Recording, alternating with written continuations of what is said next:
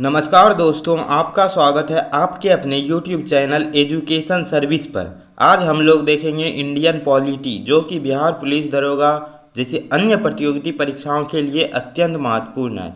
NCERT सार संग्रह का वन लाइनर देखेंगे दोस्तों, जिसमें कि भारतीय संविधान का भाग, भारतीय संविधान की अनुसूची, भारतीय संविधान की विशेषताएं, 7वीं अनुसूची के प्रमुख एवं उद्देशिका, टोटल 5 चैप्टर आज देख कवर। भारत के संविधान का भाग, भारतीय संविधान के भाग, संबंधित विषय एवं उनसे संबंधित अनुच्छेद, भाग, विषय, उनसे संबंधित अनुच्छेद। भाग 1 में संघ और राज्य क्षेत्र, अनुच्छेद 1 से 4 तक। भाग 2 में नागरिकता, अनुच्छेद 5 से 11 तक।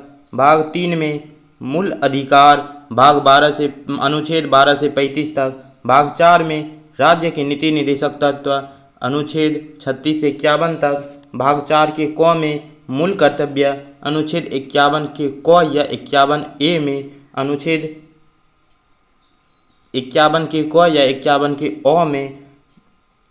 भाग 5 संघ, अनुच्छेद 252 से 151 तक। भाग 6 में राज्य, अनुच्छेद 152 से 237 तक। भाग 7 में पहली अनुसूची के भाग ख के राज्य, संविधान 7वां संशोधन अधिनियम 1956 धारा 29 और अनुसूची द्वारा निरस्त कर दिया गया।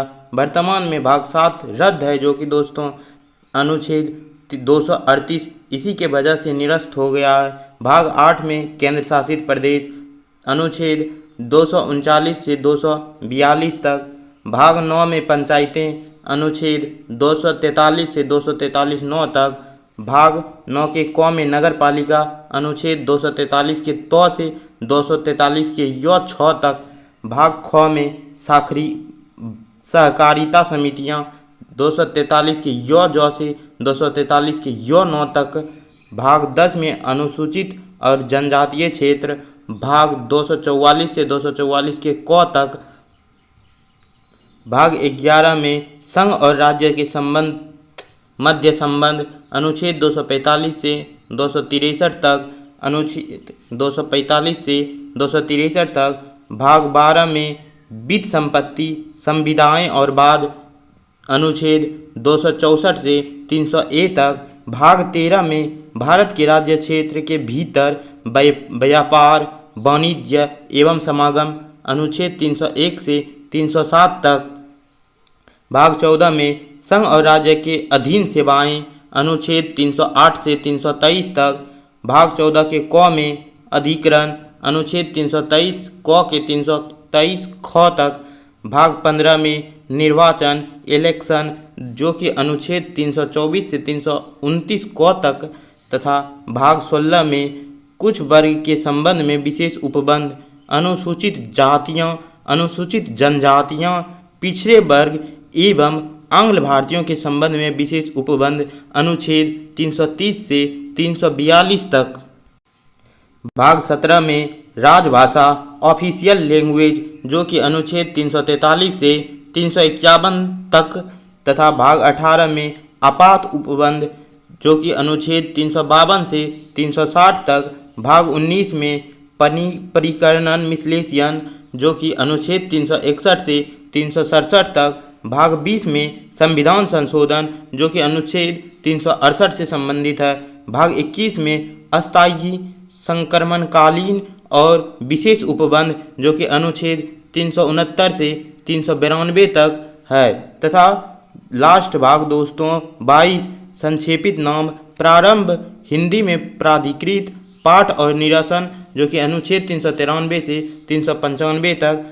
नीचे एक फैक्ट दिया गया है दोस्तों, भारतीय संविधान के भाग में 11 का अध्याय 1 संघ और राज्य के मध्य विधियों संबंधी लेजिस्लेटिव रिलेशन को दर्शाता है दोस्तों। अब देखते हैं भारतीय संविधान की अनुसूची। भारत के मूल संविधान में कुल कितनी अनुसूचियां थी? 8, और वर्तमान में 12 अनुसूची। भारतीय संविधान में नए राज्य के गठन का प्रावधान किस अनुसूची में किया गया है? प्रथम अनुसूची में। भारतीय संविधान की प्रथम अनुसूची राज्य के नाम तथा उसके राज्य से क्षेत्र का विवरण प्रदान करती है।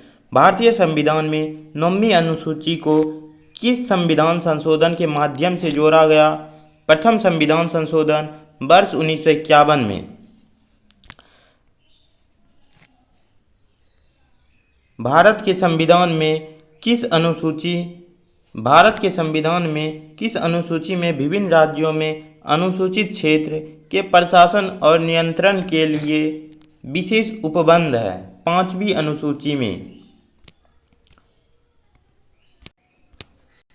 सरकार द्वारा शुल्क एवं कर लगाने का अधिकार संविधान की किस अनुसूची में उल्लिखित है? 7वीं अनुसूची में। राज्य भूमि सुधार अधिनियम को संवैधानिक सुरक्षा प्रदान करने हेतु इसे किस अनुसूची में शामिल किया गया?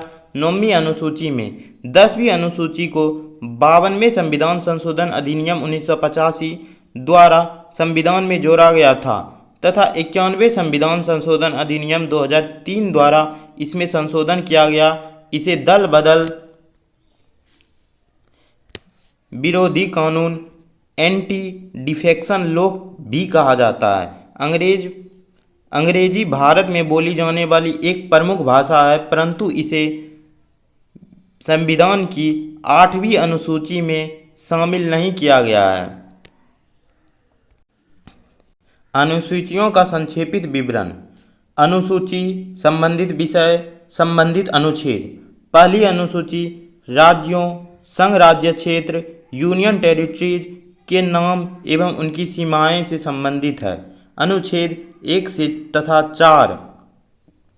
दूसरी अनुसूची में राष्ट्रपति, राज्यपाल, लोकसभा, राज्य विधानसभाओं के अध्यक्ष और उपाध्यक्ष, राज्यसभा, राज्य विधान परिषदों के सभापति और उपसभापति, सर्वोच्च न्यायालय, उच्च न्यायालय के न्यायाधीश, भारत का नियंत्रक एवं महालेखक, परीक्षक, पदाधिकारियों के वेतन, भत्ते तथा पेंशन आदि से जुड़े प्रावधान। अनुच्छेद 59 के 3 में, 65 3, 75 6, 97, 125, 148 के 3, 158 के 3, 164 के 5, 186 तथा 221 है। तीसरी अनुसूची में संघ राज्य मंत्री, सांसद, राज्य विधानमंडल के सदस्य व चुनाव के प्रत्याशी, न्यायाधीश आदि द्वारा ली जाने वाली शपथ तथा प्रतिज्ञानों के प्रारूप दिए गए हैं, जिसमें अनुच्छेद 75 का 4, 84, 99, 124 का 6, 148 का 2, 164 का 3, 173 तथा 188 और 219 है। चौथी अनुसूची में राज्य और संघ क्षेत्र के लिए राज्यसभा में स्थानों का आवंटन, जो कि अनुच्छेद 4 का 1 तथा 80 का 2 है। पाँचवीं अनुसूची में अनुसूचित क्षेत्रों व जनजातियों के प्रशासन तथा नियंत्रण से जुड़े प्रावधान, जिसमें अनुच्छेद 244 का 1 है। छठी अनुसूची में असम, मेघालय, त्रिपुरा और मिजोरम जैसे राज्यों के जनजातीय क्षेत्र के प्रशासन से संबंधित उपबंध, जिसमें अनुच्छेद 245 का 2 एवं 275 का 1 है।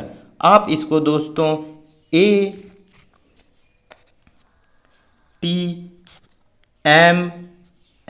के द्वारा भी याद किया जा सकता है दोस्तों। A से असम, T से त्रिपुरा, M से मिजोरम तथा M से मेघालय। इसका ट्रिक है दोस्तों। आगे देखते हैं पांचवी अनुसूची,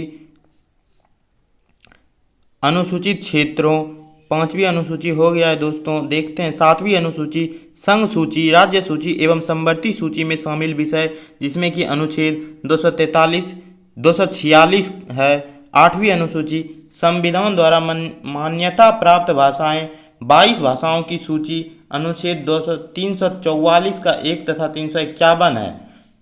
नौवीं अनुसूची, इसमें भूमि सुधार व जमींदारें उन्मूलन से संबंधित अधिनियम, नियम विनिमय आदि, जिन्हें न्यायिक पुनर्विलोकन से बचाने के लिए इसमें सम्मिलित किया गया है। अनुच्छेद 31 का ख।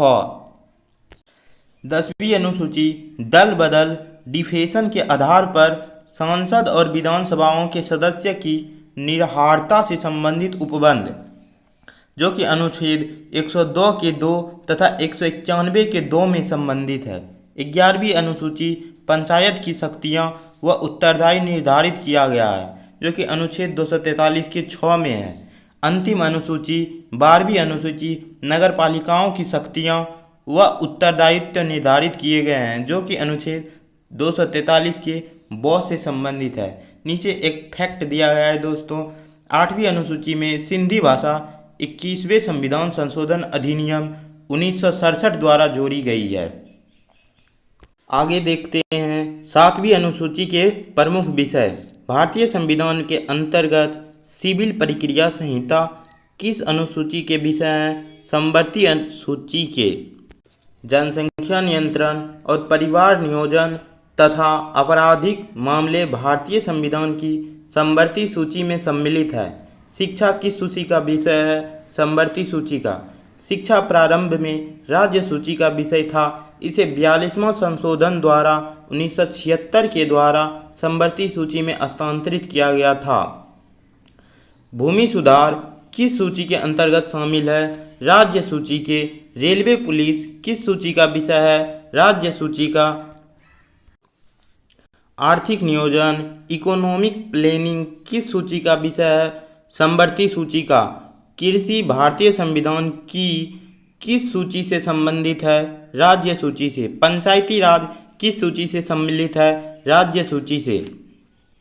तथा दंड प्रक्रिया भारतीय संविधान की 7वीं अनुसूची की सूची 3 में समवर्ती सूची में सम्मिलित है।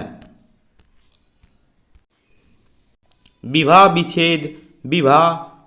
विच्छेद और गोद लेना आदि संविधान की 7वीं अनुसूची में किसके अंतर्गत सम्मिलित किए गए हैं? सूची 3 समवर्ती सूची में।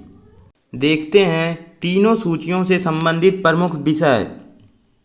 संघ सूची से प्रतिरक्षा, विदेशी मामले तथा नागरिकता, संचार, डाक व तार एवं निगम कर, सेवा कर, युद्ध और शांति, सीमा शुल्क व निर्यात शुल्क, बीमा,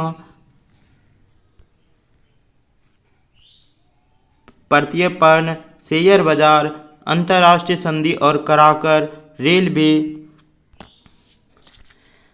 एवं मुद्रा रिजर्व बैंक, समुद्री व हवाई मार्ग, विदेशी ऋण, विदेशी व्यापार, लॉटरी, आयकर, कृषि से भिन्न, जनगणना तथा डाकघर, बचत बैंक तथा स्टॉक एक्सचेंज। अब देखते हैं दोस्तों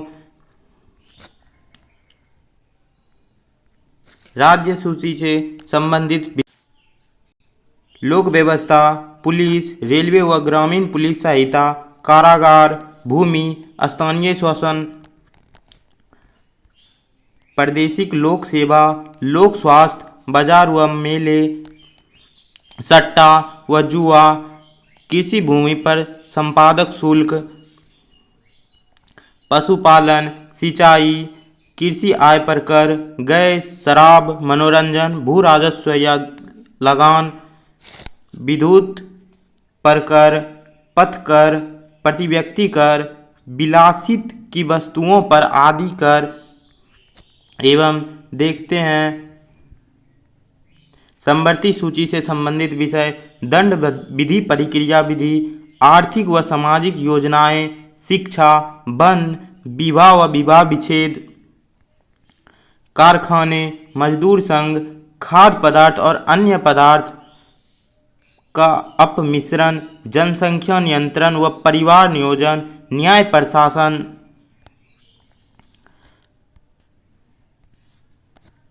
संपत्ति का अर्जन व अधिग्रहण, विद्युत, बाट मापा, वन्य जीव जंतुओं का संरक्षण, समाचार पत्र, पुस्तकें और मुद्रा मूल्यांकन, स्वच्छ औषधालय, औद्योगिक विभाग तथा उत्तराधिकारी और विधि वृत्ति, चिकित्सक वृत्तियाँ, कीमत नियंत्रण एवं जन्म मरण पंजीकरण आदि। इसके नीचे एक महत्वपूर्ण प्रश्न दिया गया है दोस्तों, वर्तमान में संघ सूची में 100 विषय, राज्य सूची में 61 विषय तथा समवर्ती सूची में 52 विषय सम्मिलित है। वर्तमान में संघ सूची में 100 विषय तथा राज्य सूची में 61 विषय और समवर्ती सूची में 52 विषय सम्मिलित है। अब देखते हैं भारतीय संविधान की विशेषताएं। संविधान में हमारे राष्ट्र का उल्लेख किन नामों से किया गया है? India, that is Bharat, India अर्थात भारत। भारतीय संविधान में किस प्रकार की शासन प्रणाली की व्यवस्था की गई है? संसदात्मक एवं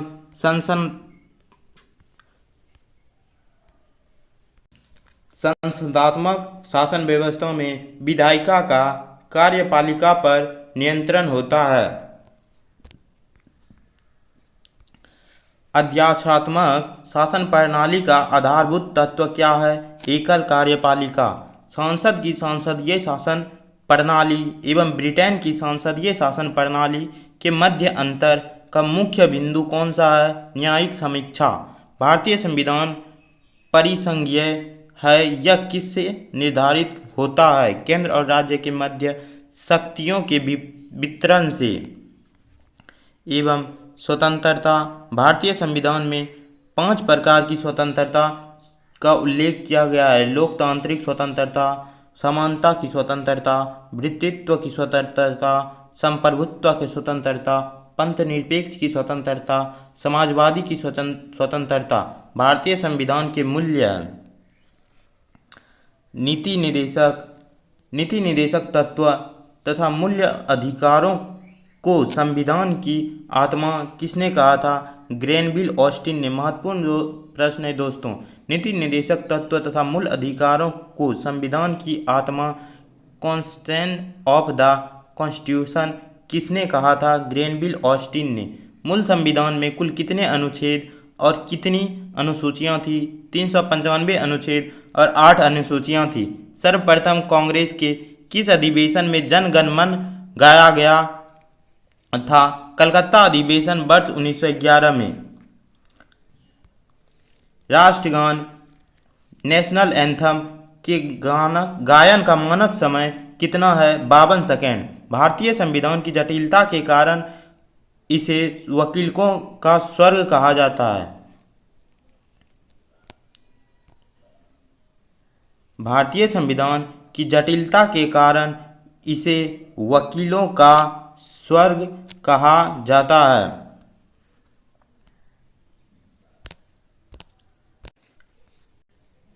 भारतीय संविधान अधिक कठोर तथा अधिक लचीले के मध्य एक अच्छा संतुलन स्थापित करता है। यह कथन किसका है? के.सी. बिहीर का। भारतीय संविधान अंशतः कठोर और अंशतः लचीला है। भारत अर्धसंघात्मक राज्य है, यह किसने कहा था? के.सी. बिहीर ने। भारतीय अर्धसंघात्मक राज्य है, यह किसने कहा था? के.सी. बिहीर ने। भारतीय संविधान को विरुद्ध होने का क्या कारण है? संघ तथा राज्य का एकल संविधान। अपनी राष्ट्रवादी प्रतिक्रिया में भारतीय संविधान के निर्माताओं ने अल्पसंख्यकों के हितों तथा भावनाओं के महत्व को कम करके आंका है। यह कथन किसका है? आइवर जोनिंगस का। भारत में राजनीतिक सत्ता का प्रमुख स्रोत कौन सा है? जनता का। कोई भी संविधान कितना भी अच्छा क्यों ना हो, यदि उसे क्रियान्वित करने वाले बुरे व्यक्ति हैं तो संविधान भी बुरा हो जाएगा। यह कथन किसका है? डॉक्टर भीमराव अंबेडकर का। संविधान को संगठनात्मक के तंग ढांचे में नहीं ढाला गया है। यह कथन किसका है? डॉक्टर भीमराव अंबेडकर का। भारत की स्वतंत्रता के बाद भारतीय राष्ट्रीय कांग्रेस को एक राजनीतिक दल के रूप में भंग कर दिया जाना चाहिए। यह सुझाव किसका है? महात्मा गांधी का। भारतीय संघवाद को सहकारी संघवाद किसने कहा था? ग्रेनविल ऑस्टिन ने। अध्यादेशात्मक शासन प्रणाली में कार्यपालिका की समस्त शक्तियां किसमें निहित होता है? राष्ट्रपति में। मौलाना अबुल कलाम आज़ाद ने संविधान सभा में वयस्क मताधिकार को 15 वर्ष के लिए स्थगित करने की बात की थी। भारत का राष्ट्रीय पशु नेशनल एनिमल कौन सा है? बाघ। भारत का राष्ट्रीय पशु नेशनल एनिमल कौन सा है? बाघ। भारत का राष्ट्रीय पशु नेशनल फ्लावर कौन सा है? कमल। भारत का राष्ट्रीय पक्षी नेशनल बर्ड कौन सा है? मोर। भारत के राष्ट्रीय ध्वज इंडियन नेशनल फ्लैग के चक्र में कितनी तिल्लियां स्पोक्स है? 24। नीचे एक फैक्ट दिया गया है दोस्तों, देखते हैं।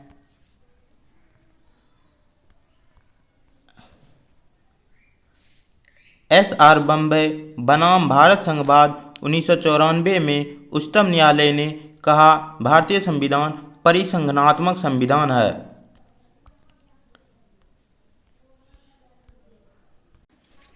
देखते हैं दोस्तों उद्देशिका, प्रस्तावना उद्देशिका। एक बार रीडिंग लगा लेते हैं दोस्तों उद्देशिका का। हम भारत के लोग भारत को एक संपूर्ण प्रभुत्व संपन्न समाजवादी पंथनिरपेक्ष लोकतंत्र गणराज्य बनाने के लिए तथा उसकी समस्त नागरिकों को सामाजिक आर्थिक और राजनीतिक न्याय विचार अभिव्यक्ति विश्वास धर्म और उपासना की स्वतंत्रता प्रतिष्ठा और अवसर की समता प्राप्त करने के लिए तथा उन सब में व्यक्ति की गरिमा और राष्ट्र की एकता और अखंडता सुनिश्चित करने वाली बंधुत्व बढ़ाने के लिए दृढ़ संकल्प होकर अपनी इस संविधान सभा में आज तारीख 26 नवंबर 1949 ईस्वी को मिति मार्गशीर्ष शुक्ल सप्तमी संवत 2006 विक्रमी को एतद द्वारा इस संविधान को अंगीकृत अधिनियमित और आत्मप्रतीत करते हैं।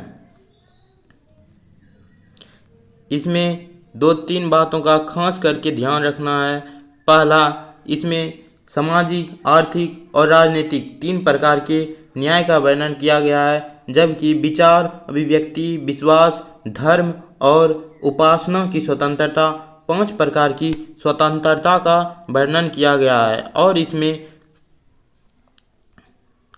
और इसमें याद रखना है दोस्तों, इस संविधान में आज तारीख 26 नवंबर 1949 यानी 26 नवंबर 1949 को संविधान सभा में भारतीय संविधान को अंगीकृत किया गया था, अधिनियमित एवं आत्मप्रतीत किया गया था।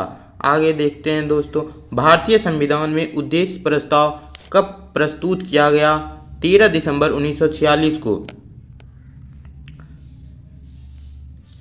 भारतीय संविधान का कौन सा भाग भारत को एक धर्मनिरपेक्ष राज्य के रूप में वर्णित करता है? संविधान की प्रस्तावना। भारतीय संविधान की प्रस्तावना में भारत को एक सार्वभौम समाजवादी धर्मनिरपेक्ष प्रजातांत्रिक गणतंत्रात्मक के रूप में घोषित किया गया है। सर्वोच्च न्यायालय द्वारा ऐसे किस बात में कहा गया है कि अनुच्छेद 368 के अंतर्गत संविधान के प्रस्तावना में भी संशोधन किया जा सकता है, परंतु यह मूल ढांचे का उल्लंघन करने वाला नहीं होना चाहिए। केशवानंद भारतीयवाद 1973 में। केशवानंद भारतीयवाद 1973 में कहा है दोस्तों, अनुच्छेद 368 के तहत संविधान की प्रस्तावना में भी संशोधन किया जा सकता है, परंतु इसके मूल ढांचे का उल्लंघन नहीं होना चाहिए। यानी कि दोस्तों इसका जो मूल ढांचा है उसका उल्लंघन नहीं होना चाहिए, ऐसा केशवानंद भारतीयवाद 1973 में कहा गया है कि संविधान में भी संशोधन किया जा सकता है, संविधान की प्रस्तावना में भी संशोधन किया जा सकता है। संविधान संबंधी विचार। उद्देशिका को के.एम. मुंशी ने राजनीतिक जन्मपत्री ठाकुरदास भार्गव ने संविधान की आत्मा तथा M.N. पालकीवाला ने संविधान का परिचय पत्र कहा। उद्देशिका को के.एम. मुंशी ने राजनीतिक जन्मपत्री ठाकुरदास भार्गव ने तथा संविधान की आत्मा तथा N.E. पालकीवाला ने संविधान का परिचय पत्र कहा है। अनुच्छेद 32 को संवैधानिक उपचारों का अधिकार डॉक्टर भीमराव अंबेडकर ने संविधान का आत्मा कहा है। अनुच्छेद 32 को संविधान उपचारों का अधिकार को संविधान का हृदय या आत्मा डॉक्टर भीमराव अंबेडकर ने कहा है दोस्तों। भारत एक गणतंत्रात्मक, इसका अर्थ है भारत में वंशानुगत शासन नहीं है। भारत एक गणतंत्र रिपब्लिक है, इसका क्या अर्थ है? भारत में वंशानुगत शासन नहीं है। यानी कि दोस्तों यदि कोई व्यक्ति वंश के आधार पर उसे राष्ट्रपिता या राष्ट्र प्रधानमंत्री नहीं चुना जाएगा, क्योंकि यहाँ पे रिपब्लिक यानी गणतंत्र है, जनता के द्वारा, जनता के लिए और जनता से ही चुना जाएगा दोस्तों।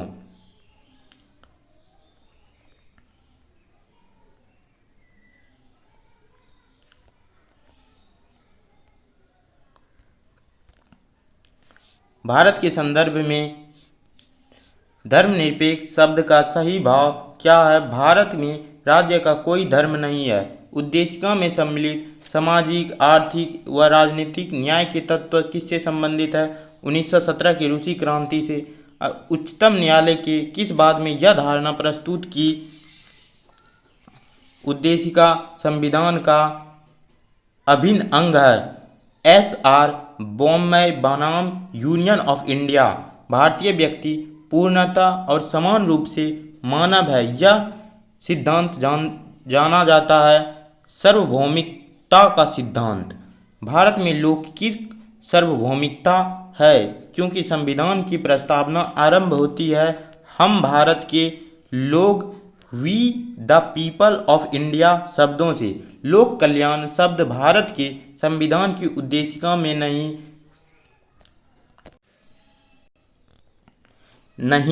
है, बल्कि यह एक राज्य के नीति निदेशक तत्व का भाग है। किस संशोधन के द्वारा भारतीय संविधान की उद्देशिका में संशोधन किया गया था? 42वें संविधान संशोधन के द्वारा। भारतीय संविधान की प्रस्तावना में जिन आदर्शों एवं उद्देश्यों की रूपरेखा दी गई है उनका विस्तार कहाँ है? मूल अधिकार, राज्य के नीति निर्देशक सिद्धांत एवं मौलिक कर्तव्य के अध्याय में। मौलिक कर्तव्य के अध्याय में राज्य का सबसे महत्वपूर्ण तत्व क्या है? संप्रभुता, समाजवादी अखंडता तथा पंथनिरपेक्ष शब्द संविधान की प्रस्तावना में किस संशोधन द्वारा किया गया था? 42वें संविधान संशोधन द्वारा, जो कि 42वें संविधान संशोधन 1776 ईस्वी को हुआ था। उद्देशिका को राजनीतिक जन्मपत्री की संज्ञा किसने प्रदान की थी? उद्देशिका को राजनीतिक जन्मपत्री की संज्ञा किसने प्रदान की थी? KM मुंशी ने। प्रस्तावना संविधान का अंग नहीं है। उच्चतम न्यायालय ने यह मत किस बाद में व्यक्त किया गया था? बेरूवारी संघ मामले में वर्ष 1960 ईस्वी में। संविधान निर्माण में महत्वपूर्ण भूमिका निभाने वाले संविधान सभा के सदस्य पर अल्लादी कृष्णा स्वामी अय्यर ने के अनुसार संविधान की प्रस्तावना हमारे दीर्घकालिक सपनों का विचार है। संविधान की प्रस्तावना हमारे दीर्घकालिक सपनों का विचार है। इसकी संज्ञा किसने दी थी दोस्तों? सर अल्लादी कृष्णा स्वामी अय्यर ने। नीचे एक और फैक्ट दिया गया है दोस्तों, देखते हैं नीचे क्या दिया गया है। गोलकनाथ बनाम पंजाब राज्य में के मामले में न्यायमूर्ति M हिदायतुल्लाह ने उद्देशिका को संविधान की मूल आत्मा कहा है। गोलकनाथ बनाम पंजाब राज्य के मामले में न्यायमूर्ति M हिदायतुल्लाह ने उद्देशिका को संविधान की मूल आत्मा कहा है। आज का वीडियो यहीं तक रहने देते हैं दोस्तों। अगर वीडियो पसंद आई हो तो लाइक करें, सब्सक्राइब एवं वीडियो को ज़्यादा से ज़्यादा शेयर करें।